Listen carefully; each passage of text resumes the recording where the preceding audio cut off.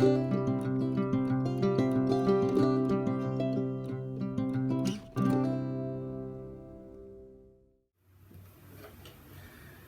you guys, welcome to another exciting episode of Virtual Tween Baking. I've got a good one for you today. We are going to be making some homemade apple crumbles. So in your kits you'll find actually 3 fresh apples. What else are you going to find in your kits today? You are going to find flour. And in this recipe, some of the ingredients, there's a topping, there's like a nice crumble topping, and then there's the filling with the chopped up apples. Some ingredients in the topping and some ingredients in the filling are the same, so I have combined them in bags. However, you need to make sure while you're doing this recipe, you actually measure out what you need for the topping and for the filling, because those ingredients are combined. So for example, this flour has 1/4 cup of all-purpose flour for the topping, and then for the filling you will need an extra 1 tablespoon. So don't just dump this all in when you make the topping. Make sure you read through the recipe first. Make sure you know what you're gonna, out of these ingredients, what you're gonna need to divide and how much of each, okay? But again, I'm gonna walk you through it. So we're gonna need our flour. We've got 1/4 cup for the topping and a tablespoon for the filling. We're going to need some oats. We've got our oats right here, 1/3 cup. We are going to need brown sugar, and again, I put it all in one little container, but there's 3 tablespoons all together in here. You're gonna need 2 tablespoons for the topping, 1 tablespoon for the filling. So that's all in one. Make sure you divide that up as needed. We are going to need cinnamon, and again, our cinnamon, today I put our little spices in like these tiny little bags, so make sure that those are in there. Don't throw your bag away, your kit away, until you make sure all these little things are out of there. So I've got 1/2 teaspoon of cinnamon, so we're gonna have to divide this in half into 1/4 teaspoon for the topping, 1/4 teaspoon for the filling. We have some butter, 4 tablespoons of butter, which we are going to end up melting. And let's see, like I said, we've got our 3 apples, yay! So that brings me to just a side note really quick. Part of this recipe does include peeling and chopping apples, so I have a peeler here, and I have a knife. This is something you're definitely going to want to ask an adult or grown-up to help you with, or just make sure they're there helping you through it, okay? We want to be really careful with the peeling and the chopping part of this recipe, okay? So take your time with that and make sure that you've got a grown-up there with you to help you. What am I forgetting?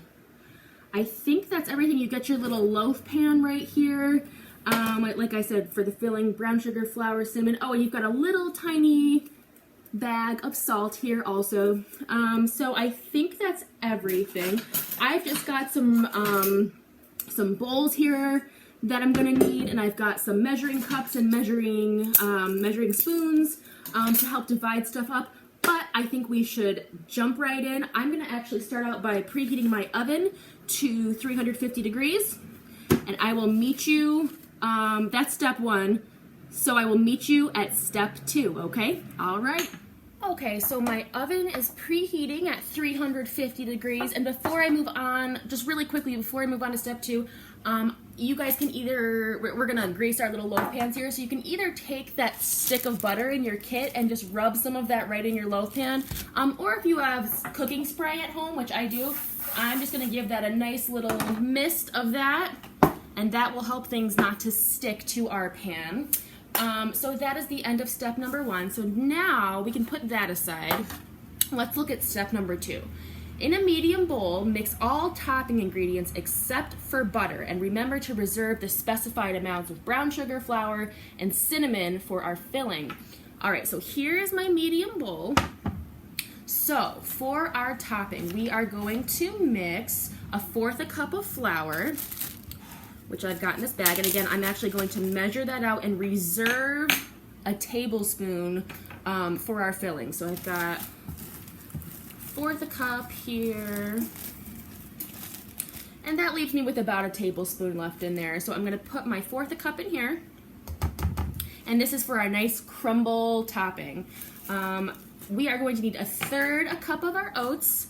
I gave everybody kind of like a heaping third cup, so if you do measure this, it might be a little bit more than a third cup, but that's totally fine. But this one you don't actually have to measure out. You can just dump the oats right in there. 2 tablespoons of brown sugar. So again, there's 3 tablespoons in here. We only need 2 for this step. So I'm gonna take my little tablespoon and I'm gonna measure out 1. And I'm gonna measure out, that was kind of like 1.5. I'm gonna measure out 2. And we'll save this last tablespoon of brown sugar for our filling. We are need 1/4 teaspoon of ground cinnamon. So basically, that's just gonna be half of this tiny little bag of cinnamon. So I'm not even gonna measure this. You absolutely can. I'm just gonna try to eyeball half of this little bag in here.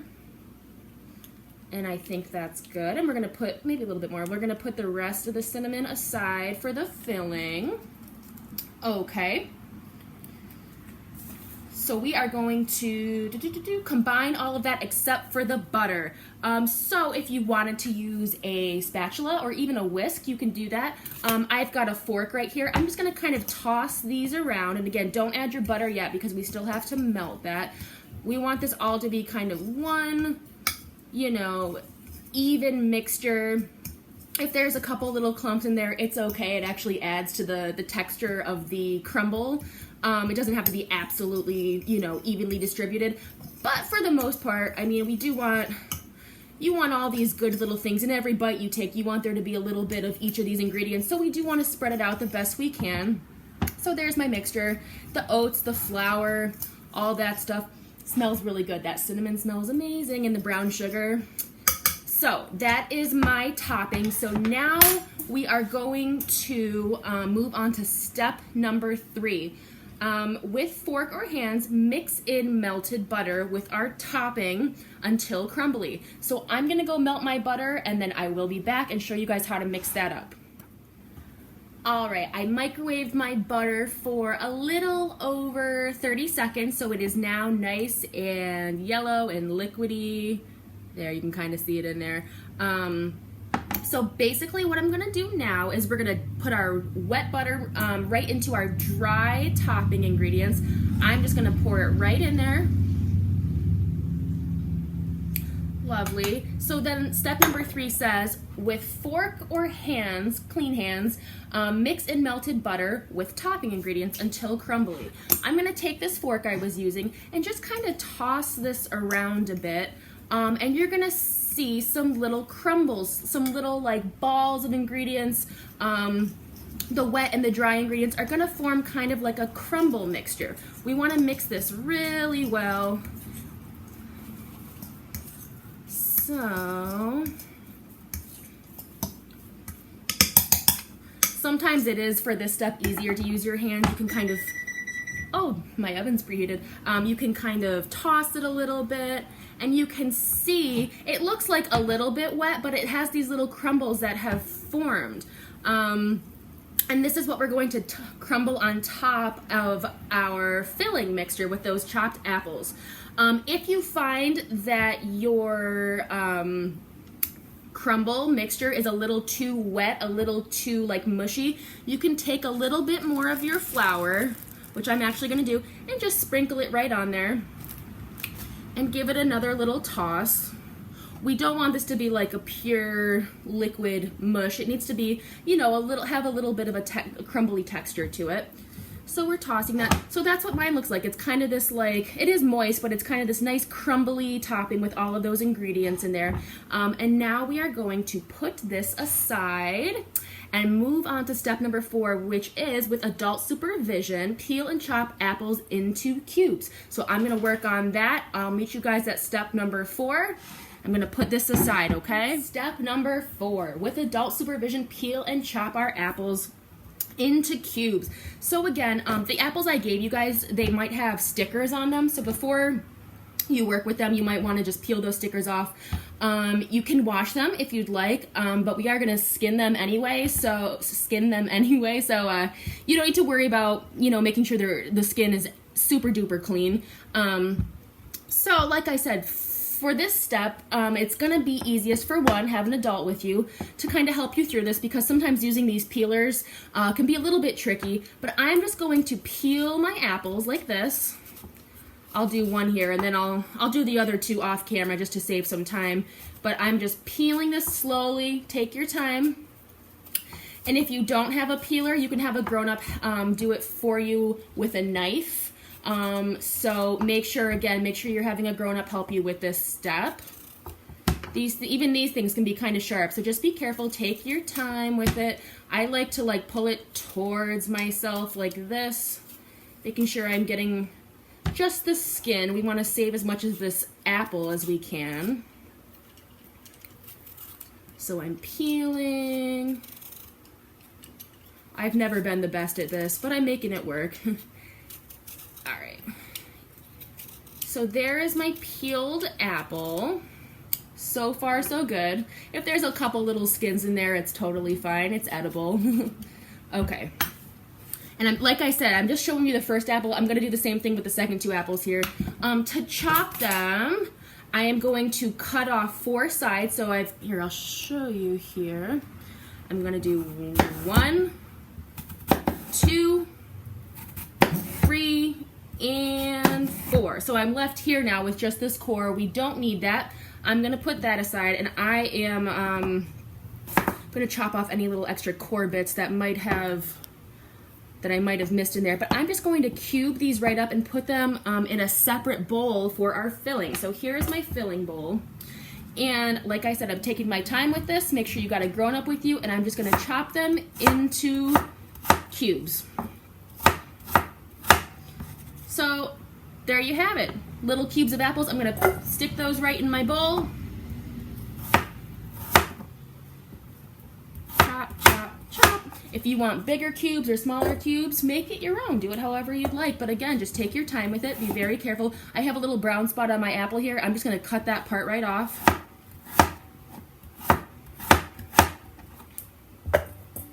And for my last little bit. All right, that is my first apple. So it's gonna be the same thing for the next 2 apples. So take your time with that. Be very careful, and I will get my other 2 apples done, and I will meet you guys at step number 5.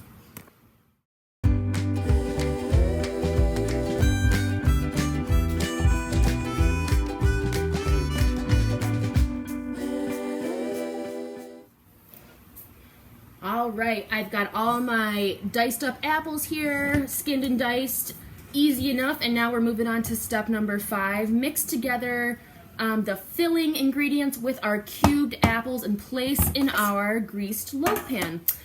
So for our filling ingredients, we've got our apples. We need a tablespoon of brown sugar. That's what we should have left after using the other 2 tablespoons in our topping. So I'm going to dump that in. Boom, like that. We are going to need 1 tablespoon of flour, and again, that's what we should have left after we measured out the other amount for our topping. So there's our flour, dumping it right in there. So far, so good. We are going to need 1/4 teaspoon of ground cinnamon. That was the other half of our cinnamon that we reserved. I'm going to kind of sprinkle that around in there. And we are going to need, lastly, our 1/8 teaspoon of salt. And that's just what's in this little bag of salt right here. I'm going to open that and just kind of gently sprinkle that around. And so we're going to mix these together. Again, you can use a spatula for this part. I'm going to use my hands. I just find it's easier to kind of toss things and get everything evenly distributed in there. So I'm just kind of mixing everything around. We want to make sure all these apples are coated with all of the cinnamon and the flour, a little bit of salt in there, our brown sugar. Everything's getting nice and evenly coated. This smells really, really good. So I'm just going to toss this a bit. And really, it's not that long of a mixing process. It mixes together pretty evenly, and that's kind of what I'm left with right there are these apples with, you can see the little bits of brown sugar and cinnamon on there. And basically, what we're gonna do is pour this mixture right into our prepared loaf pan right here. I'm just gonna dump it right in. Make sure we get everything out of our bowl. And I'm just gonna kind of make sure these apples are evenly spread out through here. We want it, you know, corner to corner with kind of an even layer of apples.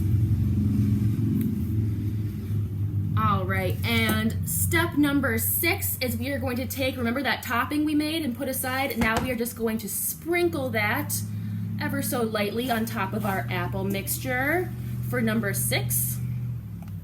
So I'm sprinkling. This is gonna be so good. This already smells good. I can only imagine what it's gonna smell like when we stick it in the oven and bake it. Sprinkling, sprinkling. And again, you want this to be kind of, you know, an even layer. And if it is in some little balls and clumps, that's fine. That's the crumble and the apple crumble, are those kind of, you know, bits that are stuck together there. We want to make sure we get all of it out. And those steps went pretty quickly. We are jumping right into step number 7. We're done with this. Now for the hard part is baking and waiting, while this smells amazing, waiting for it to be done. So we are going to bake this in our 350-degree oven for 25 to 30 minutes until the apples are tender and the topping is brown. So I'm gonna pop this in. I will see you guys in 25 to 30 minutes with our homemade apple crumble. Okay, so the oven timer just went off. I peeked in there at one point and it didn't look quite as brown on top as I wanted. So I'm gonna pull it out now. I ended up baking it in total somewhere between 35 and 40 minutes. So I will update that on your recipes before you guys get them. So we're gonna shoot for more between 35 and 40 minutes. Maybe not 25 to 30 minutes. That was me, and that was just my oven also. I'm gonna pull this out now. Ooh. All right, okay, by the way, this smells absolutely amazing. Let me tilt it towards you.